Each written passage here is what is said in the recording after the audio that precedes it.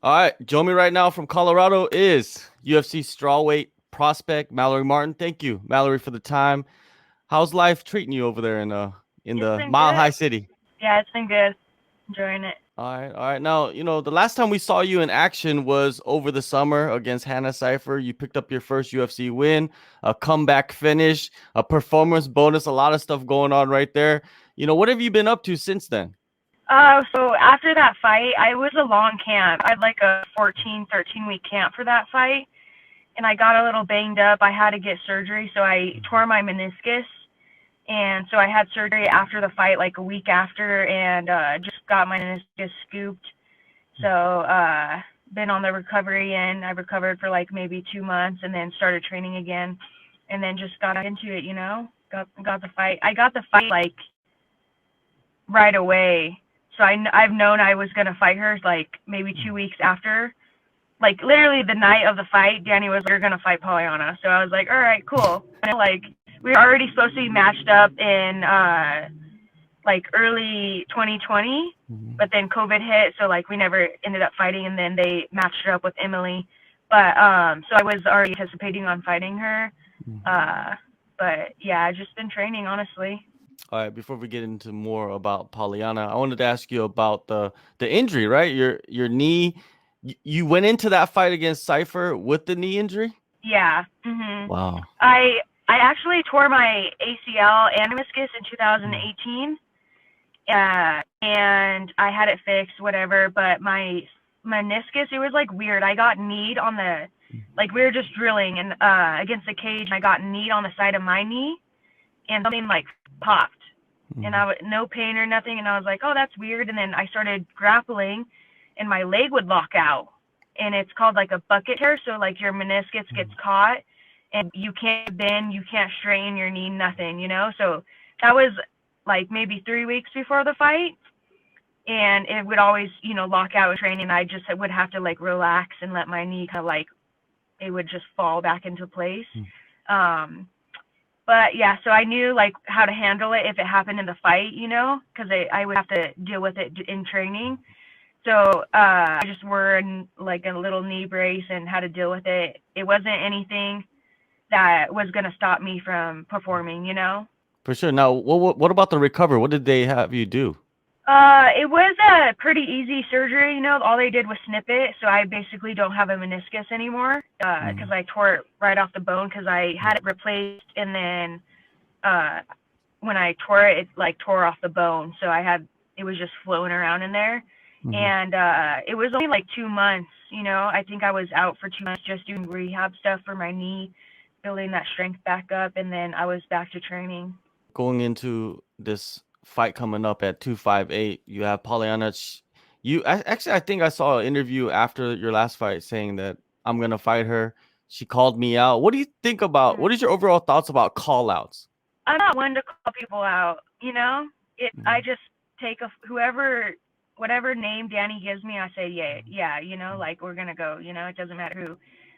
So it's whatever. If she wants to fight, I'm gonna bring it to her. I'm ready. I'm excited, and I'll give it to her if she wants it. I'll give it to her. Do you ever get like too emotionally invested? Have you done that before heading into a fight, even if a girl calls you out? Um, no, I don't really like play like the emotions. She's just human. Like that's how I look at it. She's just a human. I'm just a human. She's not some superhero or anything like that. So that's how I go into it. She's just a human. I'm just a human, and I'm gonna play my game. Doesn't matter. How long ago did you get into this camp? Has it been a 14-week camp like last time? No, no, it's only been this camp will be 8 weeks, and it's been like a perfect camp so far. No injuries. It's been a fucking great camp, and I'm excited. The last camp, you faced anxiety and you're open about that in an interview. And then you Yeah. said you didn't even have to cut weight. Like, how's camp moving along this time around? Yeah, this one it's like I probably won't have to cut weight either. I'm like maybe 10 over, so it's gonna be easy. And I don't know, it's just I guess I train hard, I eat healthy, and I don't really have to diet. So I just kind of live that lifestyle that you should, as a fighter. And so it's like very easy for me to make weight and rehydrate and, you know, put the weight back on. Has it always been like that for you? No. Mhm. The, like my, I don't know, I guess after my Contender Series fight, my weight cuts got harder or easier. So like before that, I was cutting like 15, 14 pounds every single time, like dying to make weight. And I think I just shrunk my body a little more. And so it's been a little bit easy transition just to get down and then back up. Well, the last camp you had the injury. This time you're all good to go. What's the differences in you? How do you feel like differently heading into this fight? I don't know. I don't say it's different. You know, I was still mentally prepared and physically prepared for that fight, and I'm mentally and physically prepared for this fight as well. You know, I don't think there's like difference. I did feel like kind of like a wounded animal going into it because I knew about my knee, and I just had to do things. I had to play it safe, you know, and I think that kind of held me back in the first round because I was being too cautious. And the second, you know, I just came out and I went to work. You know, it didn't matter because it like didn't matter to me anymore. I had to get to work, you know, so. Yeah, definitely. Well, you flipped the switch and you did that in that fight. It was Yeah. one of the most incredible fights, especially, I'm pretty sure a lot of people talk about the screams. Who do you think is the best screamer in MMA? Because you're up there as one of the I don't best know, out there. yeah. I know. People are funny on internet. Like some people love it and then some people like hate it. You know, I remember like under the UFC posted me and the Derek Lewis commented on it and like thousands of people liked the comment. I can't even remember what he said, but he was like trolling me and I was just like, okay, whatever, you know? I don't know, man. Like to me, it's like I go out there and I leave it all out there, you know, my passion. And if I want to scream, I'm going to scream. And I don't really care what people have to say, you know? So Yeah. it's just like, I'm going to do me. Yeah, it's weird how certain fighters get focused on for certain reasons because there's people that scream all the time. There's fighters that scream before the fight even Yeah, starts. I scream before the fight. I have to get slapped. I scream, you know, like I have to let it out before I get in there. And then once I like win, and especially just coming from like getting knocked down and having a very hard first round to submitting her, like in the second round within like two minutes, I was just like, I had to let it out, you know, like what just happened? I don't know what happened. It was crazy. Yeah, I think I'll be screaming too. Now, with training at Elevation, I know you work closely with Shana and Montana. Is that the same this camp around? Yeah, but also we've had Rose has been coming in. Oh, okay. So I've been getting lots of sparring rounds with Rose, and it's I mean I'm going up, you know. I'm just keep getting better and better. So that's been really helpful as well.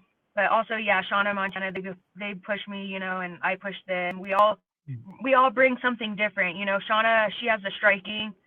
Me, I'm more well-rounded, you know. I'm that grappler, but I also have that really good striking, the ground and pound. And then Montana, she has fucking great wrestling, you know. So we're all helping each other. We have all something that we help each other with, and it just works out, you know. It's perfect.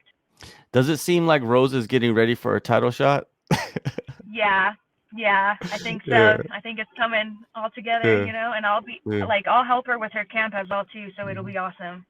Definitely. Now, another name that has been frequenting Elevation is Kamaru Usman. And how has it been with him having his champ camp with you guys? Oh, it's been sick. You know, we've been sparring. We spar at the same time every day, or they spar before us. So he spars and then I spar. You know, so it's been sick. You know, the champ's in there getting his work in. Now I'm getting my work in. So it's been cool, like a motivation. You know. Yeah, it just shows you the reason why you guys deserved Gym of the Year in 2020, right? Yeah, for sure. I mean, we have killers in there. Even the guys and the girls, killers. So with Polyana, right? When you look at her, and a lot of people expect this fight to go on the ground, and you guys are different on the ground completely. Like I guess she's more of a jiu-jitsu type of fighter, and then you're more of a grappler. Tell us the difference, because I feel like a lot of people don't know. So she's more of like a slow play, so what's it called? Like slow pace jiu-jitsu. like very slow, kind of like I don't know how to explain it. She's more jiu-jitsu. Like if you watch a jiu-jitsu match, that's what it is. That's how she plays her game. My game is like jiu-jitsu, but it's also like damage. Like I'm trying to get you down to put damage on you. Like I'm trying to punch you, I'm trying to submit you, I'm trying to elbow you, I'm trying to cut you open. And she's more of like flow through the position, kind of look for submission. Not much striking, you know. Where like I'm just like smash, smash, smash. Like more pressure jiu-jitsu. Yeah. Do you think like we're both that? brown belts? Okay. We're both brown belts, so I think I will I don't know, like equalize her ground game because of I'm just gritty on the ground, you know? Like I'm in your face no matter what. I'm trying to pass. I'm just in your face, like pressure. And I don't know if she can be like, I don't know if she can handle that. Like a lot of jiu-jitsu people can't handle it. Some people look at that and say, okay, Mallory goes in there with a huge advantage because it could play out like that. Mallory could be on top and Viana could be comfortable from the bottom, which is not good for her. Yeah. Yeah, she's very comfortable on the bottom and she submits to the takedown. Like she doesn't really wrestle. Like if you shoot on her, she's like, okay, you know, come to the ground. We're cool. You know, I'm cool. And so I expect her, you know, I'm going to get her in her face, you know, on the feet because I feel like I'm going to have the advantage on the feet as well. And I'm going to push the pace, stay in the pocket and just dig to her body and overhand hooks, you know, that's going to be my game. And when it hits the ground, you know, I feel like she will pull guard. I think she will try to pull guard. And then I just play my game, you know. I'm on top. You made it easy. That's where I want to be too. So it's like, it's a win-win. Yeah, and I'm pretty sure the fans can expect another no one can save you moment. And it could play out like that. It could. Yeah, it could. Yeah, I'm excited for it, you know. I'm going to see what I could get and just play my game, really. Yeah. Now, with the victory over Viana, you know, you're pretty much on the verge of the top 15. Any exciting matchup you see on the horizon, like with any fighters with the number next to their name? Oh, man, I don't even know who's in the top 15 right now. I'll have to take a look. But, yeah, I don't know, honestly. It doesn't matter, really, if it's somebody in the top 15. I feel like by the end of 2021, I'll be in the top 15, maybe top 10. And that's my goal for this year is to get into the top 15 and maybe top 10 by the end of the year. That would be ideal. Like mentally moving forward and kind of like looking at your career, do you want to be a fighter that like the UFC is forcing other girls to fight? Is that the situation you want to be in? What do you mean by that? Like, you know, like they have no choice but to fight you, you know what I mean? As you rise up the ranks. Yeah, of course, you know. I'm coming for it. So you're not gonna be out there like really calling people out and trash talking. It's just like, hey, I want to just do it with the fighting. Yeah, I'll do it. I'll do it with the fighting. You know, I don't need I'm gonna go up no matter what, and I don't think I need to, you know, call people out or make a mess of that. All right. Well, you know, there's rumors going around about a fight card in Singapore at the end of April. You know, with your ties to Southeast Asia, will you be pushing for that show? Would you like to be on that card? That would be ideal. I want to fight at least 3 times this year, maybe 4. If I could fight 3 times, that would be perfect. So April would be around the right timing, I guess you would say. All right. Now, of course, they said you mentioned Rose earlier. She's most likely going to fight for the title against Wei Li, and that should most likely happen on that card. So that would actually be perfect for you if you could get a win quick, get back in the camp with Rose and do it. Yeah, that would be really sick. One last thing before I let you go. I was looking online on social media, right? And your boyfriend popped up.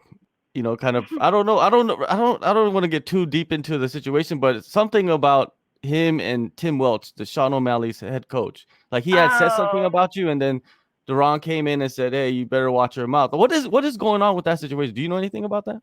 Yeah, I don't really want to get into it, but just a week before on the podcast, they were like talking about like doing heroin and them saying like they want to get addicted. And Derron, his brother is actually addicted to it and has struggled his whole life, you know, and messed over so many people, whatever. And so we kind of took that personally, and then that kind of put a sour like taste in his mouth. And then this week they were saying, like, I think Tim said that he has a crush on me and he like wants to kiss me or something. And so since he already has that like bad taste in his mouth, he was just like, nah, like Derron doesn't play like that. Like you can't say those kind of things, especially when we're all in the same industry. Yeah. It's just like, nah, he just doesn't have it. So you had to like tell him, like, you know, sit down kind of thing, you know? Yeah, I think people need to be a little bit more careful of what they say about other people. Like you just said, everybody's in the same industry, so you're going to run into everybody eventually. We're all in the same industry, you know, and if you know someone has like, or in a relationship and stuff like that, maybe it's better to keep your mouth shut and not say anything, you know? I don't know. But yeah. Derron doesn't feel like that. If you're going to talk about me or if you badly or good, doesn't matter, you know? February 13th, UFC 258, Las Vegas. Thank you so much and enjoy the fight and all the best.